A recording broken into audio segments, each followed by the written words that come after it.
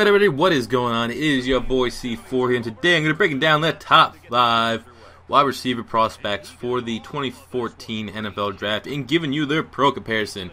Now as always, I'm going to give you the top 5 from 5 to 1 and also include a sleeper pick in there. I'm going to try to keep my sleeper pick someone that's at least out of the top 2 to 3 rounds. Someone that will be picked that have a chance to slide anywhere between 3 in the end. So I hope you guys a little someone that if your team gets this guy's sleeper, you can really, be optimistic about it. So number 5, or for the sleeper actually, it will be the wide receiver from Rutgers, Brandon Coleman. He's 6'6", 220. Had an injury-plagued season last year for Rutgers. He only had like 500 yards and 4 touchdowns.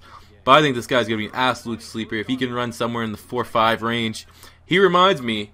Now, for those of you that are Eagles fans, dig out your Eagles books. And I've never got to see this guy play, but I've watched a lot of highlight tape on him. He reminds me of Harold Carmichael, the legendary Philadelphia Eagle, the 6'8" monster. Brandon Coleman's going to be pretty much, because it's really, really tough. You can't really compare a guy that's 6'6", 6'7", that's not a tight end. He's not nearly big enough to be a tight end in the NFL. So he's straight up going to be a wide receiver. Now, obviously, the question is, will he have enough speed to be an elite NFL wide receiver? I think he'll have enough, but he has such a advantage over the big wide receivers. You just got to throw it up and he'll catch it.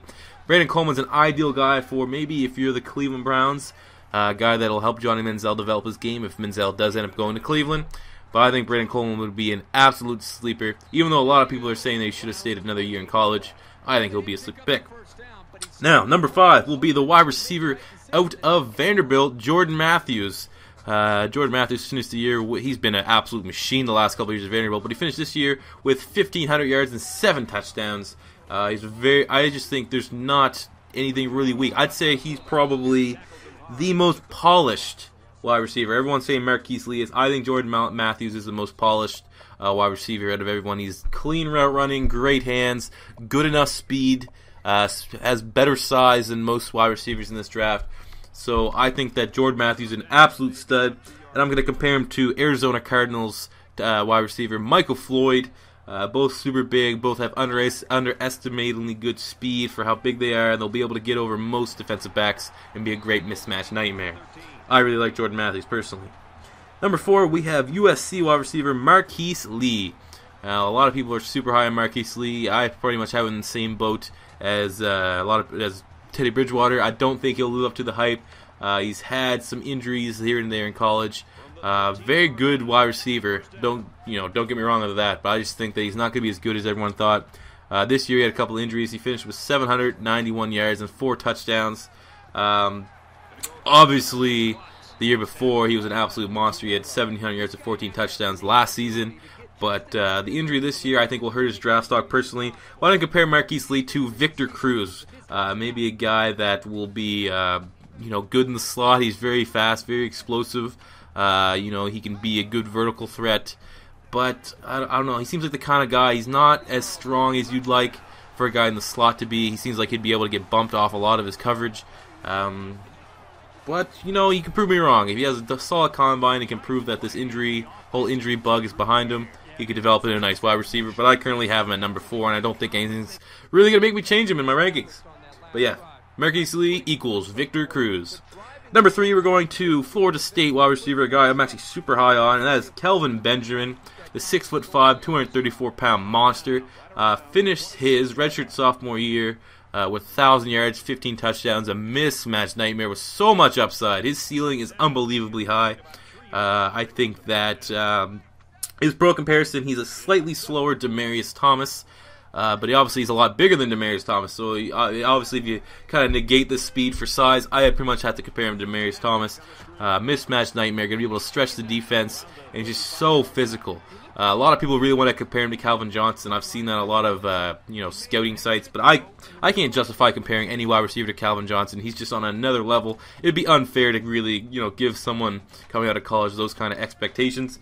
But a slightly slower Demaryius Thomas, I believe, is fair. He's going to be able to separate the defense, be unbelievably physical for 50-50 balls. Great mismatch nightmare. I really, really like him. I think he has the potential to be the top wide receiver out of this rookie draft class. But this is a very, very good draft class from 3 to 1. But you'll see here later in just quite a second. So yes, Kelvin Benjamin, number 3, slightly slower Demaryius Thomas. Number 2 is my boy Mike Evans from Texas A&M. Again, a monster wide receiver, 6'5", 225 pounds. My pro comparison, pretty much what everyone has, is Vincent Jackson. He reminds you of Vincent Jackson. Same type of route running, same physicality, same skill set. He finished this year with 1,300 yards and 12 touchdowns. Came up in a lot of big games. He had 200 and almost 300 yards against Alabama. So this guy really can show up on the big time. I think that for how big he is, he's a good possession receiver too. Has excellent hands. Has great spectacular catch. If that was if you could translate Madden ratings into pro ratings, he makes a lot of. He saved Johnny Manziel's ass a lot of times this year. So I think Mike Evans has potential to Mike Evans, Sammy Watkins, and Kelvin Benjamin all have the potential to be the best wide receiver of this class. But I think there's going to be 3 elite wide receivers coming out, and Mike Evans will be one of them. But number 1, Sammy Watkins, the wide receiver out of Clemson, 6'1", 200 pounds. And CBS, I pretty much look at almost all these scouting sites before I make these lists. CBS had a perfect comparison. He's a cross between Torrey Smith with the return ability, the speed, and Percy Harvin with just how big of a utility. You can put him anywhere. You can put him in the slot. You can put him out in the wide. You can make him run fucking Hail Marys all day long. He's an absolute beast. He had over 100 receptions this year for 1,400 yards and 12 touchdowns.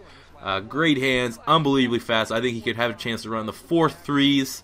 I think that he will merit a top 10 pick if you need a wide receiver. Someone like I would not actually be surprised if St. Louis, if they didn't trade out, St. Louis takes him at number 2, because Sammy Watkins is going to be a beast. I'm already calling it right now. He'll be a rookie to watch out for fantasy football.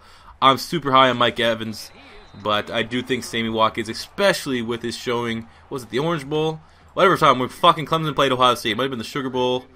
God, I can't remember. It's a long time ago. He fucking showed. He went off, man. That was so good. It was the Orange Bowl. That's what it was. He had 216 receptions, 227 yards, and 2 touchdowns.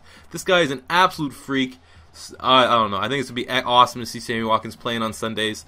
And yes, I believe the comparison between Torrey Smith and Percy Harvin is excellent. I think he has better hands than both these guys combined.